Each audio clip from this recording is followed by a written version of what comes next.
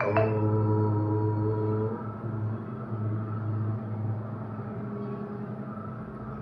राधा रुक्मिणी द्वारकानाथ भगवान की जय।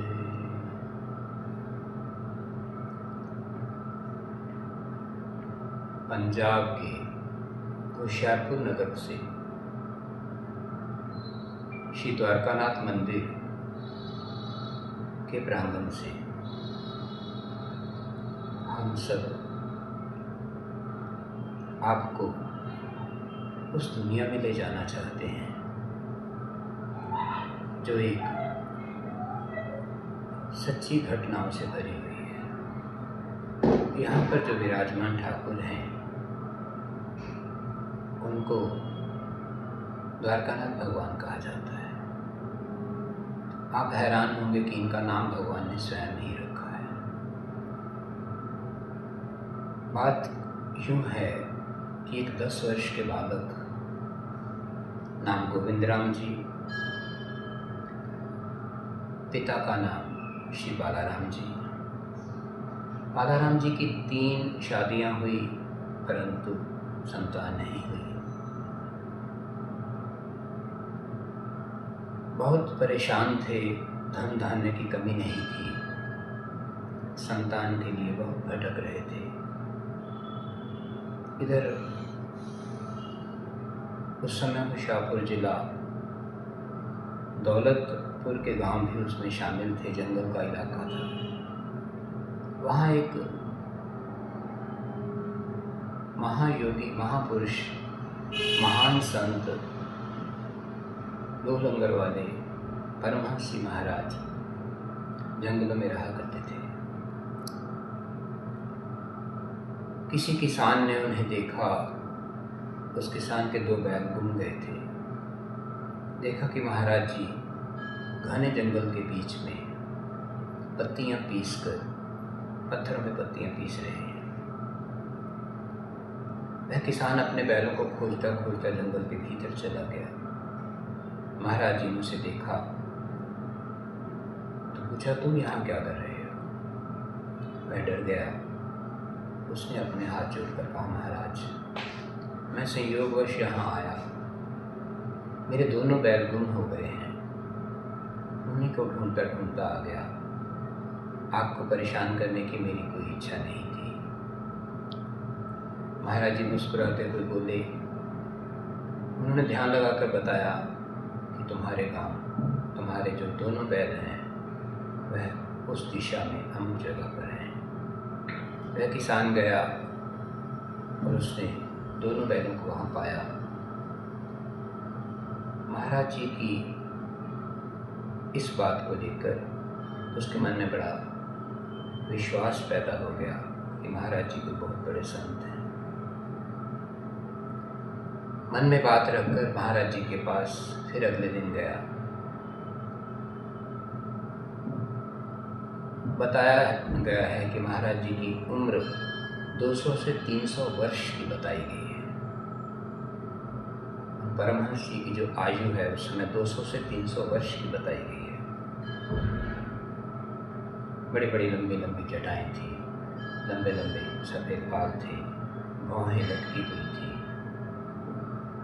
और एकांत में एक गोपीन के सहारे वह घने जंगल में एक वटवृक्ष के नीचे अपना आसन जमा कर रहते थे।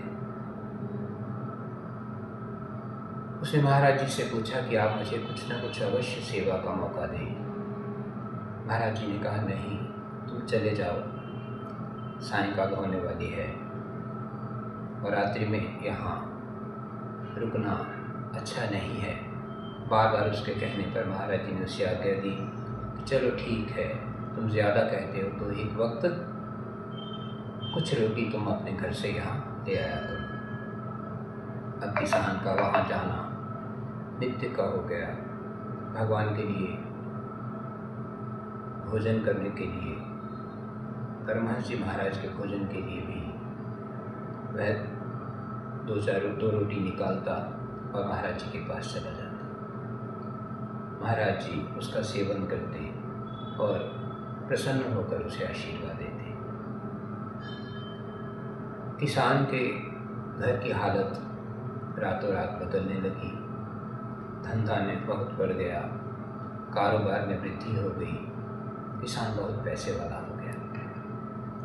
पूरे गांव में इसकी चर्चा होने लगी। ये छुपकर कहीं जाता है और सब उससे पूछने लगे। उसने कुछ भी बताने से मना कर दिया। लोगों ने उसका पीछा किया, पर जंगल के बीच में जाकर देखा कि महाराज जी के लिए वह भोजन लेके जाता है, रोटियां लेके जाता है तो, और इसी से उसका कल्याण हुआ है।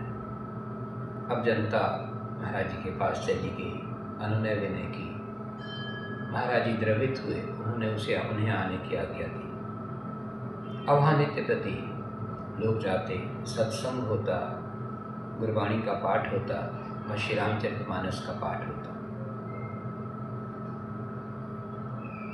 महाराज जी सत्संग करते और सायंकाल से पहले पहले लोगों को वहाँ से वापस भेज देते।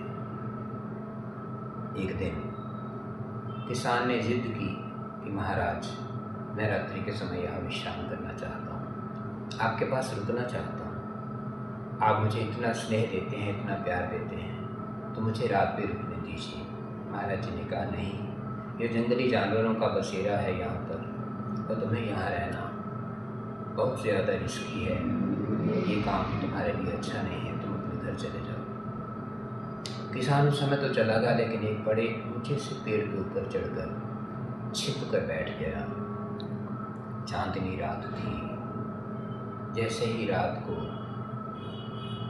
सन्नाटा छाया तो उस किसान ने क्या देखा कि जंगली जानवर महाराज जी के सामने आ रहे हैं। शेर है, चीता है, भालू है, साथ में गाय भी है, भैंस भी है, बकरियां भी है, हिरन भी हैं, पक्षी हैं।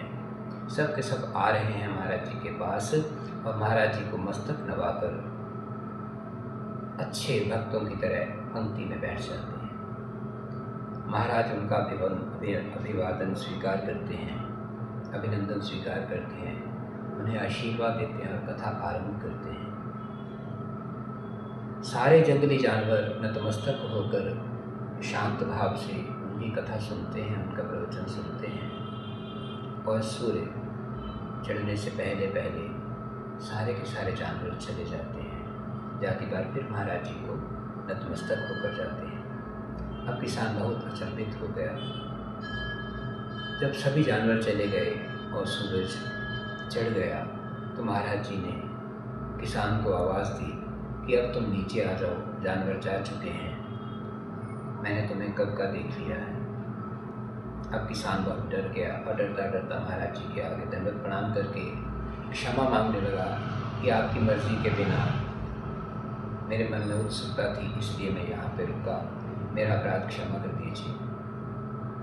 मग महाराज जी क्रोधित हुए। उन्होंने कहा, नहीं, तुमने आज्ञा का उल्लंघन किया है। जैसी तुम्हारी पहले हालत थी वैसे ही हो जाएगी। अब तुम यहाँ से चले जाओ और दोबारा यहाँ मत आना। किसान बहुत रोया, गिड़गिड़ाया, मगर महाराज जी ने उसे वापस भेज दिया। अब महाराज जी की ख्याति दिन रात बढ़ने लगी। महाराज जी के भजन में विघ्न पड़ने लगा।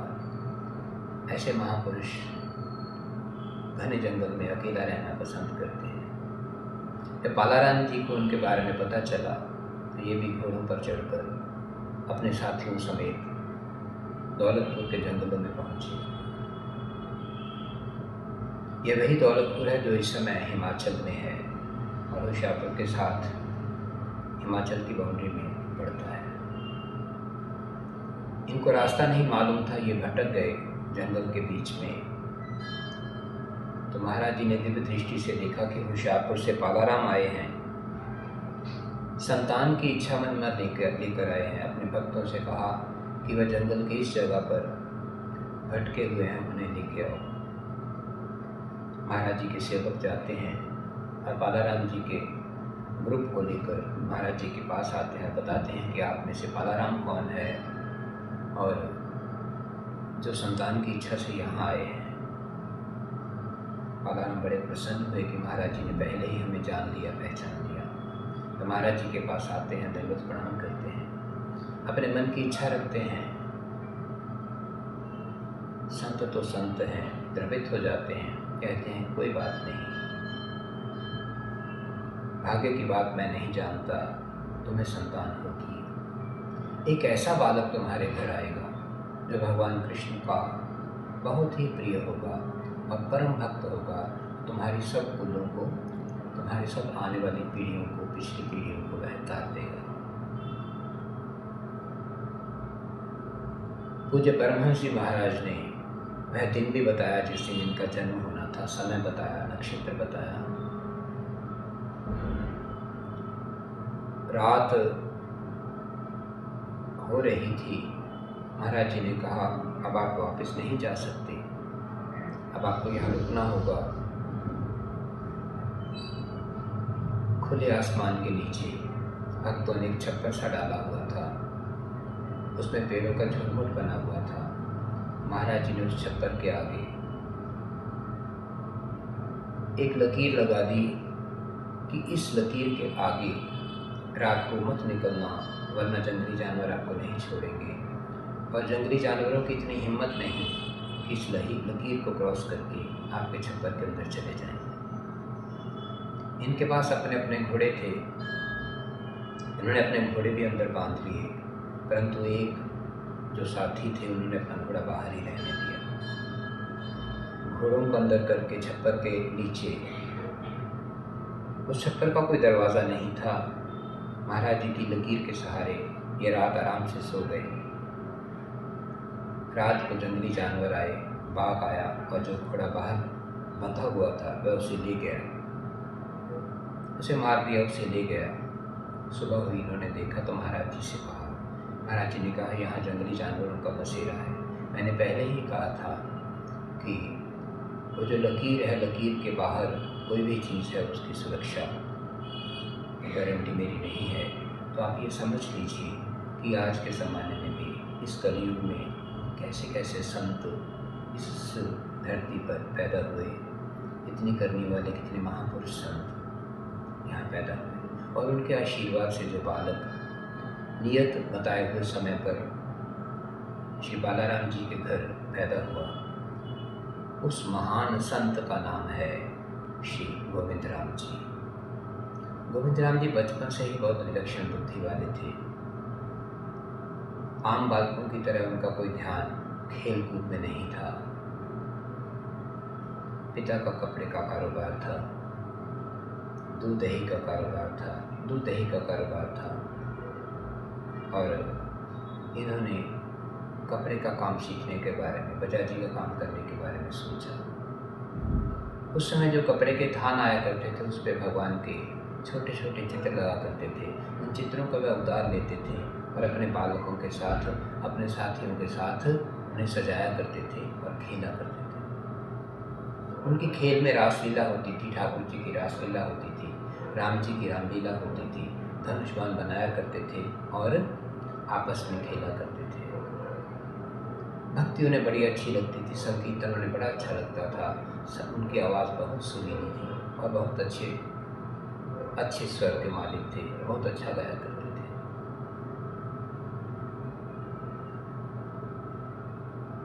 ठाकुर जी के परम भक्त थे। घर में उन्होंने अपने निवास स्थान पर अपने पिताजी से कह के कुछ चित्र पट रखे थे। बाद में इन्होंने जयपुर से राधा कृष्ण के स्वरूप मंगवाए और बड़े प्रेम से उनकी सेवा किया करते थे। शायद ये कभी स्कूल नहीं गए और इनका ध्यान शुरू से ही काम सीखने में और भगवान की भक्ति में लगा रहता। राधा कृष्ण के ये परम उपासक थे। अब ये धीरे धीरे जब ये 10 वर्ष के होते हैं, इनकी भक्ति दिन ब दिन बढ़ती ही जाती है, इनका लगाव भगवान से बढ़ता ही जाता है। और जब ये 10 वर्ष के होते हैं तो इन्हें भगवान के दर्शन होते हैं सपने में। यही द्वारकानाथ भगवान जिनके दर्शन आप कर रहे हैं। घना सांवला रंग, घना काला रंग, बड़े बड़े नयनाक्ष, बड़े बड़े कमल नयन जैसे उनका स्वरूप, चौड़ा माथा, टेढ़ी भौहें, घुंघराले बाल, तीखा नाक, कमर जैसे होंठ। भगवान की छवि को देखते ही बालक गोविंद राम मंत्रमुग्ध हो गए। उनका शरीर पुलकित हो गया, रोमांचित हो गया। स्वप्न में ठगे से रह गए और भगवान से पूछते हैं, आप कौन हैं? भगवान ने कहा, गोविंद राम, मैं कृष्ण हूँ। बालक पूछते हैं, कौन कृष्ण? वही जिनकी दुनिया पूजा करती है, जिनको भगवान कहते हैं। ठाकुर जी कहते हैं, हाँ मैं वही हूँ। गोविंद राम पूछते हैं कि मुझे दर्शन, आपने मुझे चुना दर्शन देने के लिए। ठाकुर जी ने कहा, तुम मुझे बहुत प्रिय हो, तुम मेरे परम भक्त हो। अब मेरा धरती पर आने का समय हो गया है। मैं तुम्हारे माध्यम से यहाँ आना चाहता हूँ। तुम मेरे नाम का मंदिर बनवाओ और मैं उसमें विराजमान होऊंगा। बालक बहुत हैरान था कि महाराज जी, मैं तो 10 वर्ष का हूँ, मैं क्या कर सकता हूँ? ठाकुर जी हंसे और कहने लगे, उन सब कामों की चिंता छोड़ दो, सब स्वयं ही हो जाएगा। तुम धीरज धारण करो और मेरी बात ध्यान से सुनो। बालक बहुत उत्सुक था और वह टकटकी लगाकर ठाकुर जी को देख रहे थे। ठाकुर जी ने कहा, मैं तुम्हें पता लिखवाना चाहता हूँ। गोविंद राम जी बोले, कहो महाराज, क्या नोट करवाना चाहते हैं? भगवान ने कहा, ध्यान से सुनो। मारवाड़ जिला है, त्रिपोला गांव है, धन्नामल राम कुमार 2 भाई हैं, इकट्ठे ही एक मकान में रहते हैं। घर 2 साइड से ओपन है, 2 गलियां लगती हैं घर को। ये कहकर भगवान ने, ठाकुर जी ने गोविंद राम जी को वह घर दिखाया। उस घर की पूरी छवि सपने में ही ठाकुर जी ने गोविंद राम जी को दिखा दी। कई छोटे मोटे कमरे थे उस घर में, मगर ठाकुर जी ने एक हैंडपंप के साथ एक बीच में एक कोठरी थी, पुरानी थी, टूटी फूटी थी, उस पर गोविंद राम जी को अपना ध्यान केंद्रित करने के लिए कहा। गोविंद राम जी ने कहा, जी महाराज, मैं इसे पहचान गया। भगवान कहते हैं, तुम इसे दोबारा देखो। गोविंद राम जी ने बाल्यावस्था में बड़ी उत्सुकता के साथ भोलेपन से पूछा कि महाराज, इस कोठरी में क्या विशेषता है जो बार बार इसकी तरफ आप इशारा कर रहे हैं? भगवान कहते हैं कि गोविंद राम, इसी कोठरी को तोड़वाना है तुमने। गोविंद राम हैरान हो गए। हाँ, मैं सत्य कह रहा हूँ, वहाँ जाना है, इसको तोड़वाना है, धरती के नीचे हाथों से खुदाई करनी है और 14 फुट 6 इंच नीचे तक जब खुदाई करोगे तो मेरा और राधा जी का स्वरूप तुम्हें मिलेगा। गोविंद राम 10 साल के थे, बहुत सूझवान थे, परम भक्त थे, परंतु इस समय पूरे अचंभित थे, हैरान थे कि भगवान क्या कह रहे हैं कि महाराज आप हैं नीचे? हाँ, मैं हूँ नीचे। राधा और कृष्ण का वह स्वरूप निकालना है और यहाँ लाना है, तुमने मंदिर बनवाना है और उसमें इसकी स्थापना करनी है। महाराज जी ने, ठाकुर जी ने दोबारा सारा पता बताया, जो अब राजस्थान है भक्तों, उसमें मारवाड़ नाम का जिला हुआ करता था। बात 100 साल से ज़्यादा पुरानी है, 100-110 साल पुरानी बात होगी। उस समय मारवाड़ जिला था, उसमें त्रिपोला गांव था। धन्नम और राम कुमार दोनों इकट्ठे भाई रहते थे। कोठरियाँ दिखाई। 14 फुट 6 इंच नीचे महाराज जी ने बताया और सपना समाप्त हुआ। हाँ सॉरी, गोविंद राम जी ने कहा कि वहाँ से आपको लाना कैसे है। मुझे नहीं लगता कि हमारे यहाँ पर किसी तरह का कोई साधन वहाँ से आपको लाने का हमारी तरफ से हो पाएगा। आप भगवान हैं, आप ठाकुर हैं, आप ईश्वर हैं, आप ही कुछ करिए ना। बालक के भोलेपन को देखकर ठाकुर जी मुस्कुराए और कहने लगे, कोई बात नहीं, ये काम भी मैं स्वयं ही कर देता हूँ। तुम अपने माता पिता से कहकर इसकी तैयारी करो। बालक बहुत प्रसन्न हुआ, भगवान को बारंबार नमस्कार किया और सपना समाप्त हुआ। माता को जगाकर गोविंद राम जी ने सारा पता नोट करवा दिया।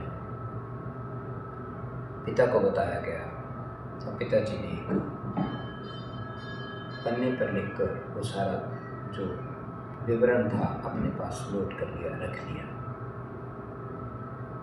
अब जिसके घर में भगवान थे 14 फुट 6 इंच नीचे धरती के नीचे थे धन्नामल राम कुमार। उनमें से एक भाई को भगवान ने कुछ इस तरह का विचार दिया,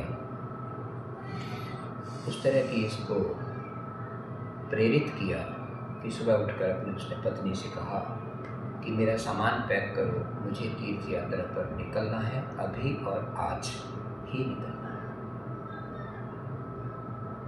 उसकी पत्नी कहती है, बड़े धीरज से सोए थे आप, बड़े आराम से सोए थे, रात को तो कोई बात नहीं करी आपने, यह अचानक से इतनी लंबी तीर्थ यात्रा का मन आज ही निकलने का हो गया, अभी निकलने का हो गया, ऐसा क्या है। तो वह भाई कहता है कि मुझे नहीं मालूम, बहुत प्रेरणा हो रही है कि मुझे तीर्थ यात्रा पे निकलना चाहिए। और कहाँ राजस्थान और कहाँ होशियारपुर। मारवाड़ से वो चला, चलते चलते वह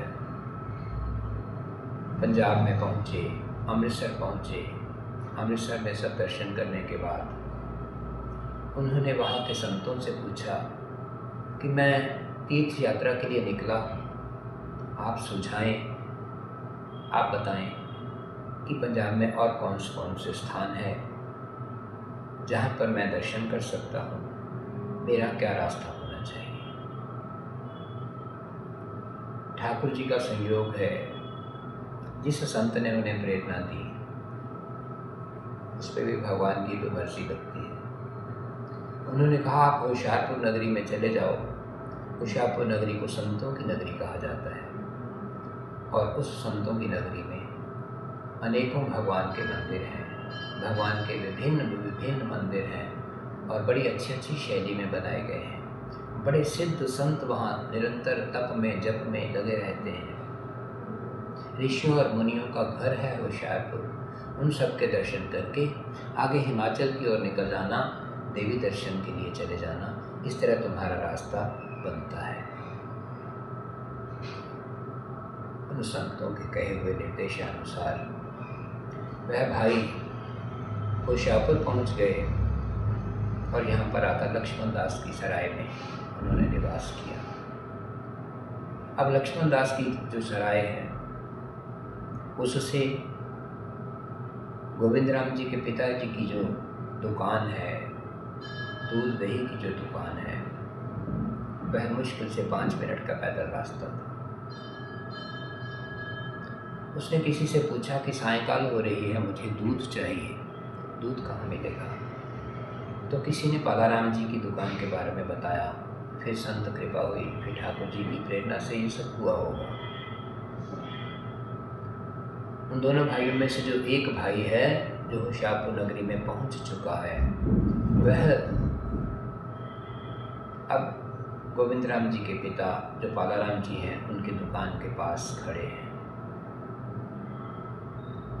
साथ ही ऊपर एक सीढ़ी जाती है जिसके ऊपर घर है, जिसमें बालाराम जी का निवास है। वहाँ गोविंद राम जी अपने साथियों के साथ सायंकाल की लीला में मगन हैं और खेल रहे हैं। वह भाई दुकान पर ना जाकर सीढ़ियाँ चढ़ जाता है और जैसे ही दरवाज़ा खटखटाता है, अंदर से गोविंद राम जी दरवाजे को खोलते हैं, प्रणाम करते हैं और पूछते हैं कि कहिए पिताजी। उसने कहा मुझे दूध चाहिए पुत्र। गोविंद राम जी कहते हैं दूध तो नीचे दुकान पे मिलता है, आप सीढ़ियाँ क्यों चढ़ाए? तो वह भाई बोलता है मुझे खुद नहीं पता मुझे सीढ़ियाँ किसने चढ़ा दी। मैं अपनी मर्जी से सीढ़ियाँ नहीं चढ़ा बेटा, गलती होगी, मैं नीचे जाता हूँ।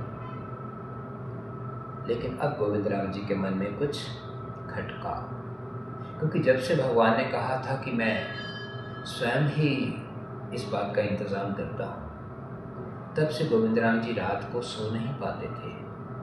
रात रात जाग कर भगवान को पुकारते थे, रो रो कर भगवान को पुकारते थे, कब आओगे नाथ।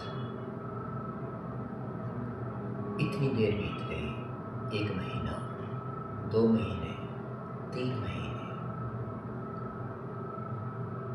और उन्हें उस भाई की वेशभूषा को देखकर भी ऐसा लगा, मारवाड़ के लोग कुछ ज़्यादा हाइट वाले होते हैं और कुछ इस तरह की पगड़ी बांधते हैं। कि पंजाब में उस तरह की पगड़ी नहीं बांधी जाती, राजस्थानी लोगों का पहरावा कुछ अलग होता है। तो उन्होंने कहा कि पिताजी अगर आप अपनी मर्जी से सीढ़ियाँ नहीं चढ़ के आए तो इसका मतलब है कि आप मारवाड़ से आए। भाई बड़ा हैरान हुआ कि पुत्र तुम्हें कैसे पता? गोविंद राम जी ने कहा मुझे पता है। अब आप त्रिपोला गांव से आए हैं। भाई और हैरान हो गया। आप धन्नामल राम कुमार 2 भाई हैं। उसने कहा ये सब सत्य है। आपका घर दो गलियों में लगता है, आपके घर को 2 गलियां लगती हैं, दोनों तरफ दरवाजे खुलते हैं।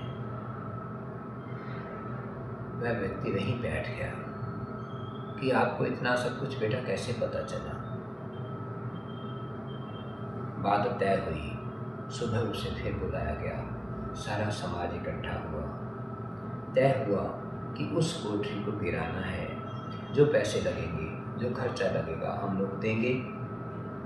कुछ उस समय कुछ रुपए दे के रसीद बनवा ली गई और कुछ समय और लगा, वह पैसे लेकर वापस चला गया और वहाँ पर उसने पत्र लिखकर मना कर दिया उसके भाई ने कि हमारा घर गिर जाएगा तो कौन उसके पैसे देगा, हम ये काम नहीं कर सकते। तो गोविंद राम जी के पिता ने यत्न किया, यहाँ से किसी को भेजा और वहाँ जाकर उन्होंने उन्हें आश्वासन दिया कि कुछ भी होगा हम सारे का सारा खर्चा उठाएंगे। वहाँ कोई इंजीनियर थे, उन्होंने लेबर का इंतज़ाम करके उन्हें समझाया और बताया कि हम लोग यहीं पे आपके सामने हैं, कोई भी नुकसान होगा हम देंगे। उनको विश्वास में लेकर उस कोठरी को तोड़ा गया और हाथों से उसकी खुदाई की गई। भाई और बहनों, इसी कलयुग में ठीक 14 फुट 6 इंच नीचे खुदाई करते करते भगवान और राधा रानी दोनों के विग्रह विराजमान थे। रेलवे की बिल्टी से उन्हें होशियारपुर लाया गया। तमाम जनता ने स्वागत किया। धोकर निखार कर जैसे ही उनके स्वरूप के दर्शन हुए, सब मंत्र मुग्ध हो गए। भगवान की ऐसी छवि न कभी देखी, न कभी सुनी, न कभी पढ़ी। राधा रानी का भी वही हाल, द्वारकानाथ भगवान का भी वही हाल। इन दोनों को पहले इनके घर में ही स्थापित किया गया। और यहाँ एक बात मैं बताने भूल गया कि जब वह भाई इनके पास आया था लक्ष्मण दास की सराय में, जब उसने स्टे किया है, तो उससे कुछ दिन पहले गोविंद राम जी जब अपने मंदिर में जाते हैं जहाँ पर जयपुर से लाए हुए विग्रह रखे हुए हैं, तो देखते हैं कि उन विग्रहों में से दो में से एक अपने आप खंडित हो गया। बहुत हैरान हुए, उन्होंने झट से दरवाज़ा बंद किया, डर गए, पिताजी को बताया और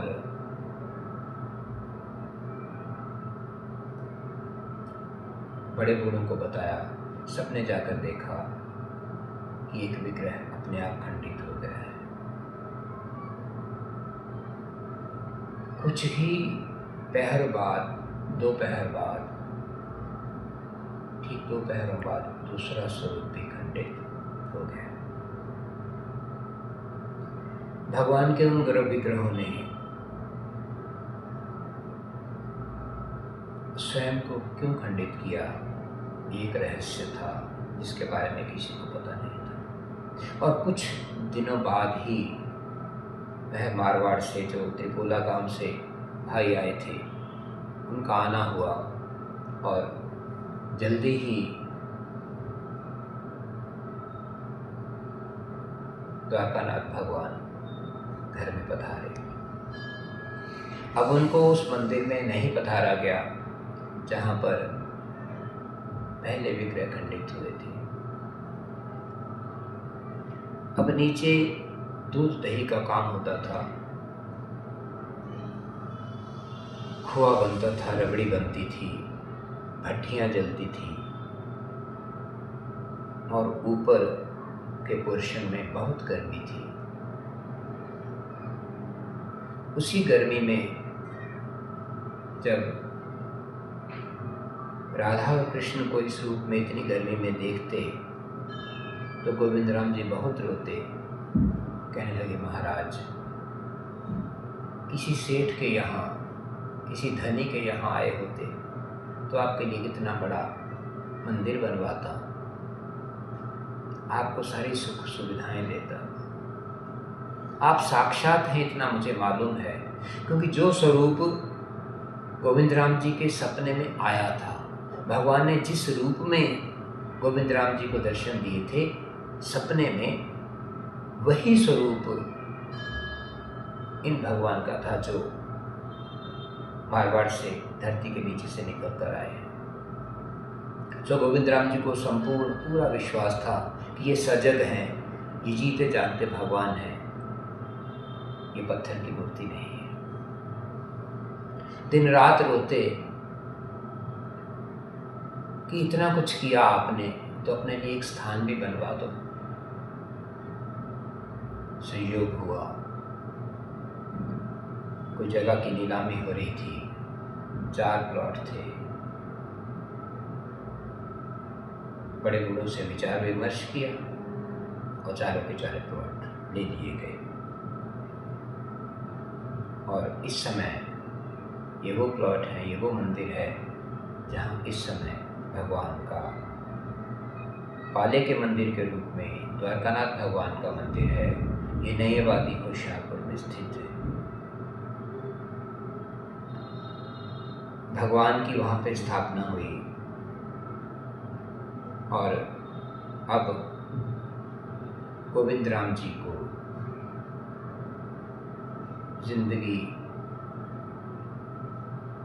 गोविंद राम जी की जिंदगी में इस तरह से बदलाव आया कि वो दिन रात अपने ठाकुर के पास रहते, उन्हीं की सेवा करते, उन्हीं के लिए गाते, उन्हीं के लिए भोग बनाते, उन्हीं को खिलाते, उन्हीं को स्वयं ही विश्राम करवाते, उनको स्वयं ही खिलाते, स्वयं ही उनका श्रृंगार करते।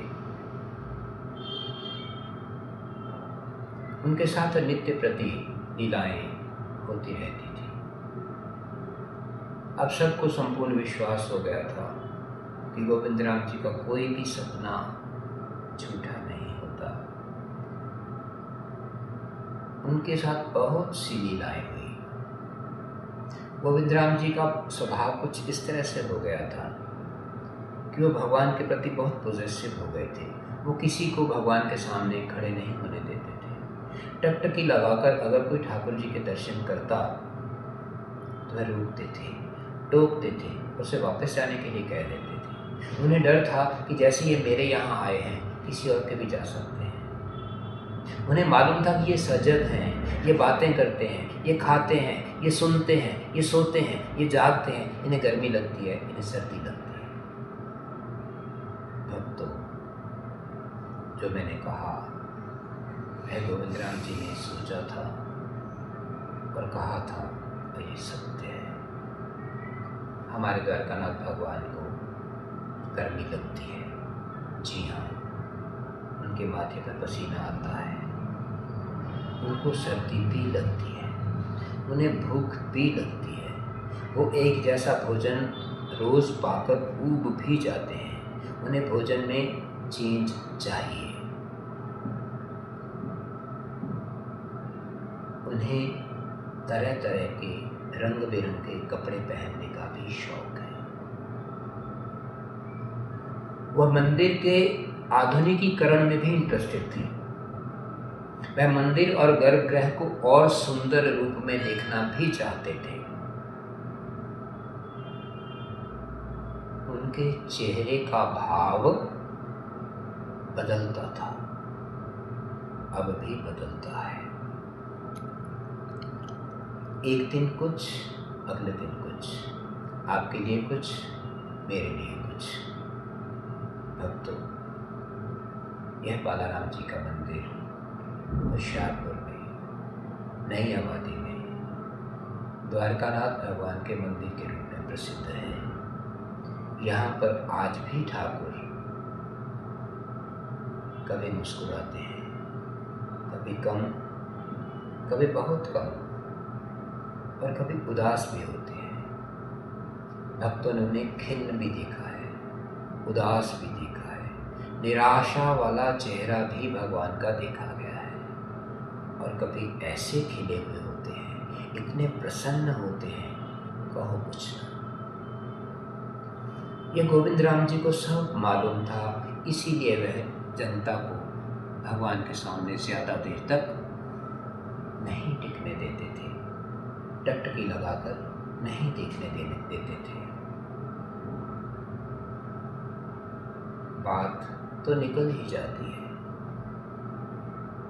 गोविंद राम जी श्री धाम वृंदावन में भी जाया करते थे। होशियारपुर के बहुत बड़े संत हुए हैं श्री हरि बाबा जी। हरि बाबा जी धाम में रहा करते थे, श्री धाम वृंदावन में रहा करते थे। होशियारपुर भी उनके गुरुदेव श्री सच्चिदानंद जी का आश्रम था, वहाँ रहा करते थे। और एक बांध जगह है बदायूं डिस्ट्रिक्ट में, वहाँ पर उन्होंने मिट्टी का बहुत लंबा चौड़ा, बड़े लंबे किलोमीटर लंबा गंगा जी पर बांध बनाया था, जहाँ पे हर साल गंगा जी बांध को बहा के ले जाती थी। और उन्होंने बहुत लंबा बांध मिट्टी का बनाया। उस समय हरि बोल का कीर्तन किया करते थे। वह हरि बाबा जी का बांध आज भी स्थापित है। कई बार बाढ़ आई, लेकिन वह हरि बोल वाला मिट्टी वाला बांध आज तक सुरक्षित है। होशियारपुर के कुछ भक्त श्री धाम वृंदावन गए। उन्होंने हरि बाबा जी को पाले के मंदिर वाले ठाकुर जी के बारे में बताया, और ये बताया कि वहाँ पर वह बहुत लीलाधारी हैं, बहुत लीला करते हैं। हम इन्हें चमत्कार नहीं कहते। भगवान कृष्ण ने बाल्यकाल से लेकर बड़े होते तक बहुत सी लीलाएं की हैं। ये भी लीला, यहाँ भी उनकी एक लीला का स्थान है उनका। आज भी यहाँ बहुत लीला होती है। मैं एक बात कहना चाहूँगा, हम जो कह रहे हैं सत्य कह रहे हैं। हमें अपने ठाकुर के प्रेम की सौगंध है, हमें इससे कुछ लेना देना नहीं है। हम जो कह रहे हैं बिल्कुल सत्य कह रहे हैं। हरि बाबा जी तक ये बात पहुंची। उन्होंने गोविंद राम जी से बात की। गोविंद राम जी भी श्री धाम वृंदावन जाया करते थे। गोविंद राम जी ने उन्हें मंदिर में आने के लिए कहा। हरि बाबा जी मंदिर में दर्शन करने के लिए आए। एक बड़ा सा घंटा उनके हाथ में होता था जिसे वो बजाते रहते थे, और उसे लेकर वो घूमते घूमते नृत्य किया करते थे। इन द्वारकानाथ भगवान को देखकर उनकी समाधि लग जाती थी। वो घंटों घंटों तक इनको निहारते रहते थे। अब तो हरि बाबा जी का ये हालत हो गई थी, हरि बाबा जी की ये हालत हो गई थी कि क्योंकि ठाकुर झुके हुए हैं, ठाकुर टेढ़े हैं, ठाकुर बल से खड़े होते हैं, गर्दन टेढ़ी करके खड़े होते हैं, तो उनको निहारने के लिए हरि बाबा जी ने भी अपनी गर्दन टेढ़ी करके उन्हें देखना शुरू कर दिया ताकि नज़र से नज़र अच्छी तरह से मिल सके। और भक्तों इतना ज़्यादा वो भगवान को निहारते थे कि द्वारकानाथ भगवान के टेढ़े स्वरूप को देखते देखते हरि बाबा जी की गर्दन भी टेढ़ी हो गई। अब हरि बाबा जी ने गोविंद राम जी से पूछा कि जो इनकी लीलाएं तुम्हारे साथ होती हैं, तुम उनके बारे में जनता को क्यों नहीं बताते? गोविंद राम जी ने कहा कि महाराज, आपको पता चल गई, आप किसी से मत कहना, ये मेरी निजी लीलाएं हैं, ठाकुर मेरे अपने हैं, ये बात मैं किसी और के साथ साझी नहीं करना चाहता। फिर हरि बाबा जी ने उन्हें समझाया कि हम सब नश्वर हैं, हम सबको चले जाना है, हम थोड़ी देर के लिए संसार में आते हैं। हमारे और आपके जाने के बाद अगर इन चीज़ों का पता आने वाली जनता को ना लगे तो क्या कमाया हमने? तो बड़ी मुश्किल से राजी किया गोविंद राम जी को। तो गोविंद राम जी माने कि अच्छा, मैं कुछ लीलाएं, हमारा अनुमान है कि गोविंद राम जी के साथ सैकड़ों लीलाएं ठाकुर जी ने की हैं, मगर कुछ लीलाएं, 12-15 लीलाएं उन्होंने डिस्क्लोज करने का, उजागर करने का प्रॉमिस किया, वायदा किया। वहीं पे होती राम जी एक महाराज जी के सेवक थे, उनकी ड्यूटी लगाई कि श्रीधाम वृंदावन में एक महान संत जिन्होंने बहुत से ग्रंथ लिखे थे, जिनका नाम श्री जयराम जी था, उनके पास होती राम जी को भेजा और साथ में गोविंद राम जी को भेजा, ये लिख के दिया कि इनकी बात को ध्यान से सुनो और इस पे पुस्तक लिखना है, ये हमारा अनुरोध है। अब हरि बाबा जी के कहने की बात को कोई टालता नहीं था। बहुत बड़े संत थे, बहुत बड़े महात्मा थे, बहुत सिद्ध संत थे। और हरि बाबा जी के बारे में अगर मैं 2 शब्द कहूँ, हरि बाबा जी को भगवान का अवतार माना जाता है।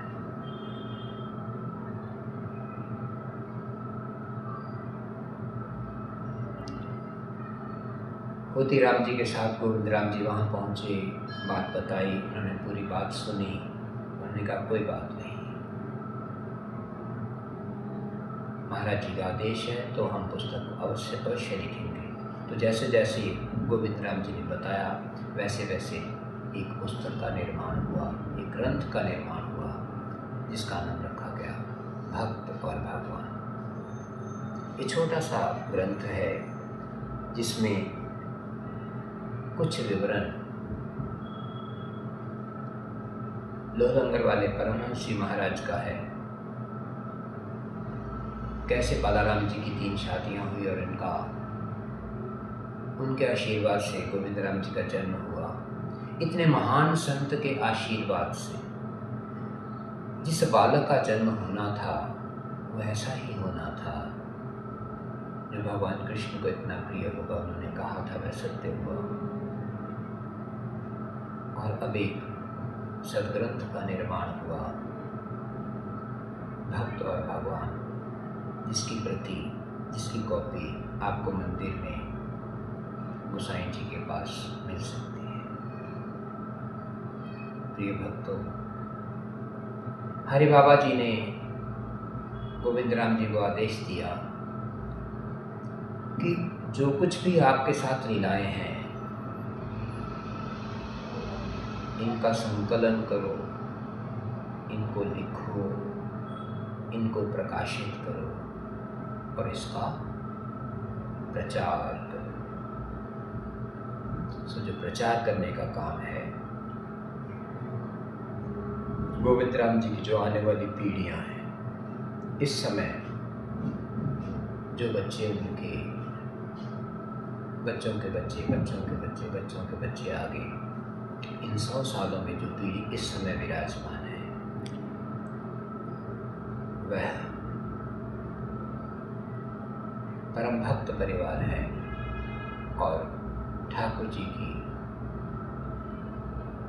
सेवा में उन्होंने अब इनके प्रचार का कार्यक्रम पकड़ा है।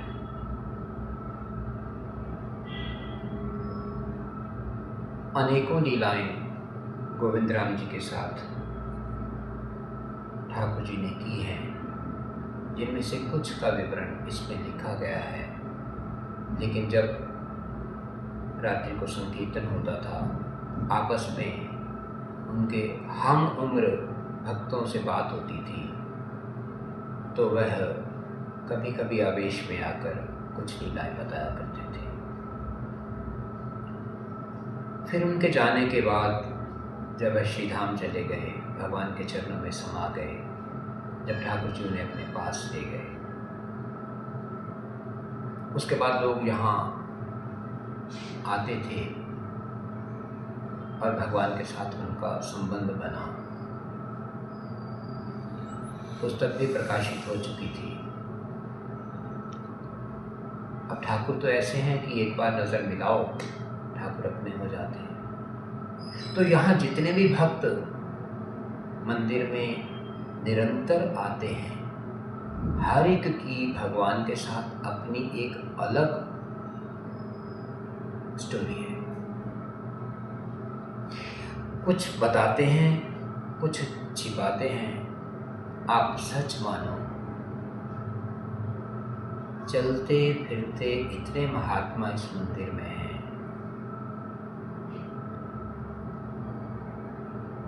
भगवान के साथ उनका इतना प्रगाढ़ संबंध है, जो भगवान को बहुत प्रिय है। भगवान तो हम सबको बहुत प्रिय है, लेकिन भगवान को भी कुछ लोग, कुछ भक्त बहुत प्रिय हैं। जैसे गोविंद राम जी हुए, ऐसे उनके बाद भी यहाँ इतनी लीलाएं हुई, इतनी लीलाएं हुई कि अगर मैं अनुमान से कहूँ कि 150 से ज़्यादा लीलाएं यहाँ पर उनके बाद भी हुई और आज तक हो रही हैं। अब मंदिर के जो अब जो मंदिर के इस समय इस स्थान के जो मालिक हैं, उनके जो वंशज हैं, गोविंद राम जी के, पलाराम जी के वंशज जो हैं, गोविंद राम जी की जो आगे पीढ़ियाँ इस समय विराजमान हैं, उनकी इच्छा है कि अब इस को कथा के माध्यम से एक सीरीज के रूप में ऑनलाइन यूट्यूब पर डाला जाए।